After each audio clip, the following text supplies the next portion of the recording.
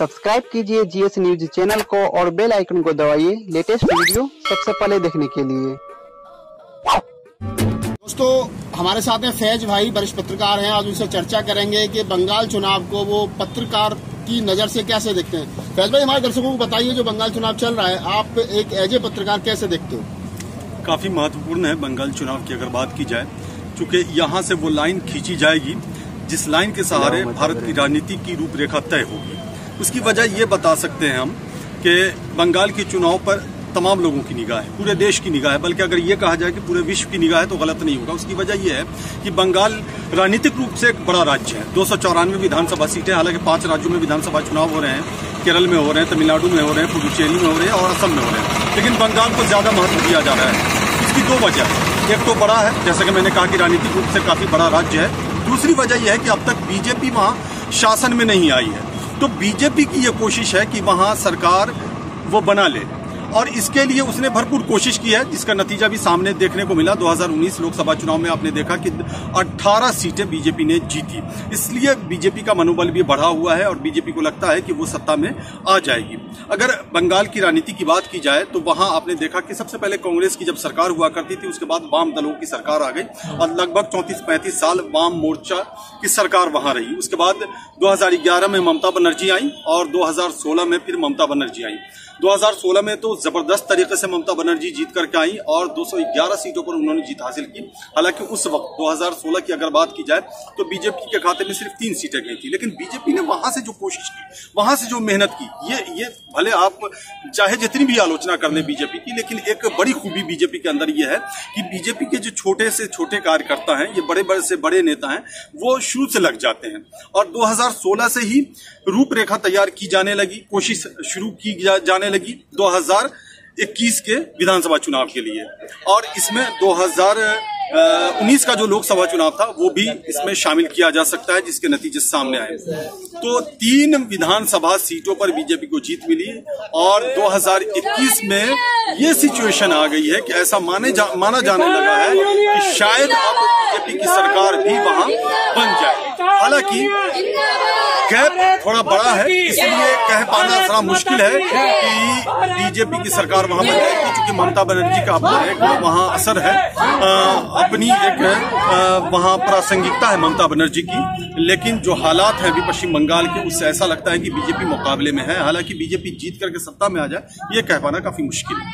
नहीं, ये आप कह रहे हैं कि ये कह पाना काफी मुश्किल है, लेकिन बीजेपी के लोग तो दावा कर रहे हैं कि हम लोग 200 प्लस जा रहे हैं। देखिए, दावे तो किए ही जाते हैं। कोई भी राजनीतिक पार्टी ऐसी नहीं होगी जो चुनाव में उतरती हो और वो कहती हो हम हारने के लिए लड़ रहे हैं, और वो यहां तक के दावा करती है, चाहे जो भी राजनीतिक पार्टी हो या राजनीतिक गठबंधन हो, वो ये दावा करते हैं या करती है कि हम चुनाव जीत रहे हैं। और बड़े बड़े आपने देखा कि जब भी जहां भी चुनाव होते हैं तो बीजेपी की तरफ से एक नैरेटिव तैयार किया जाता है और ये कहा जाता है कि हम इतनी सीटों पर जीत लेंगे। और 1-2 एग्जाम्पल मैं देना चाहूंगा। जैसे हरियाणा में चुनाव हुए तो अब की बार 60 पार 70 पार होने लगा, लेकिन नतीजे क्या है, 40 पे बीजेपी अटक गई वहां। इसके अलावा और दूसरे राज्यों में अगर देखा जाए, जैसे अभी बिहार में चुनाव हुए तो वहां तो बीजेपी किसी तरह से जीत पाई। हालांकि बीजेपी के प्रदर्शन की अगर बात की जाए तो जनता दल यूनाइटेड से अच्छा प्रदर्शन रहा बीजेपी का। वहां 74 सीटों पर बीजेपी जीती। हालांकि राष्ट्रीय जनता दल की अगर बात की जाए तो 75 सीटों पर राष्ट्रीय जनता दल ने वहां जीत दर्ज करके सबसे बड़ी पार्टी बनने का ये क्रेडिट लिया अपने ऊपर।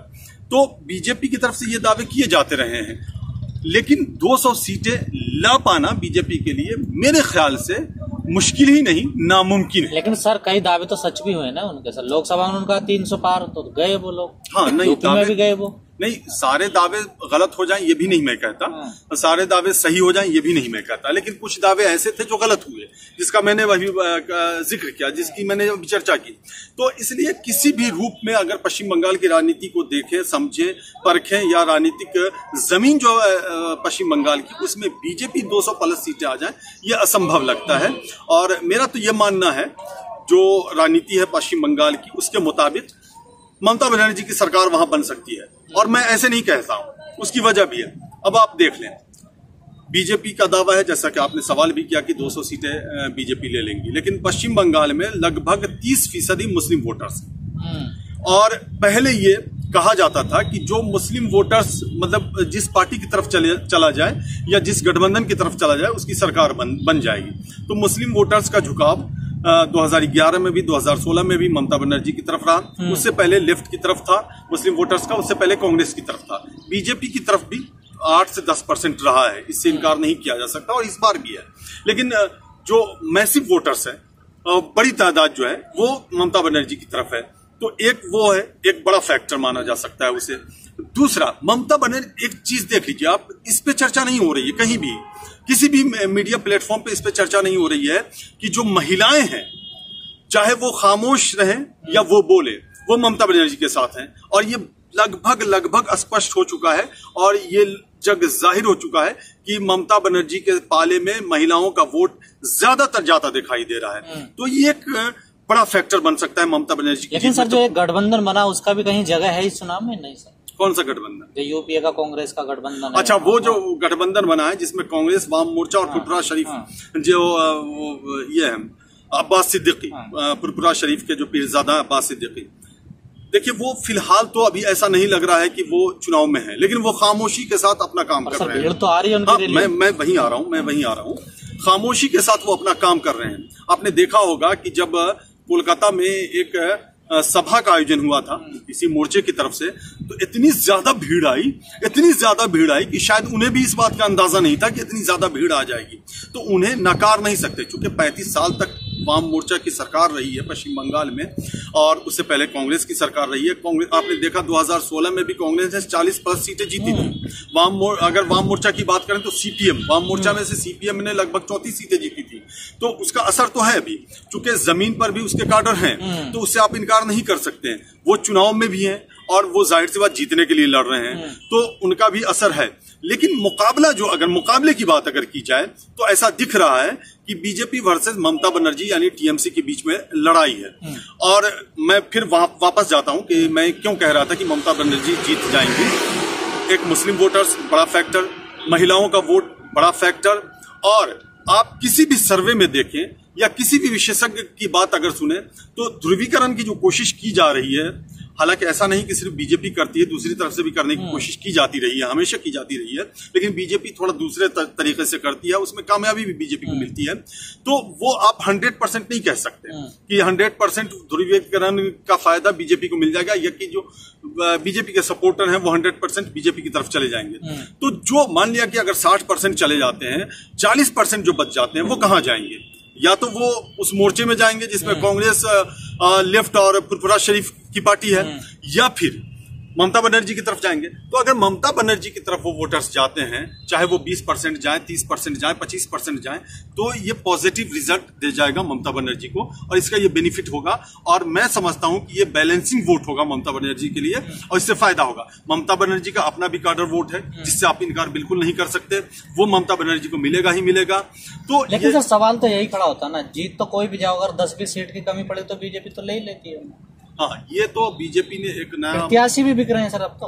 हाँ, ये बड़ी विडंबना है कि देखिए, एक बात आपने बड़ा अच्छा सवाल किया है और हालांकि इस पर चर्चा नहीं होती है। ये विडंबना है हमारे देश की कि हम उसके हाथ में बागडोर देते हैं जिनका शायद, हालांकि मैं बहुत कड़ा जुमला इस्तेमाल कर रहा हूं, अपना ईमान नहीं होता।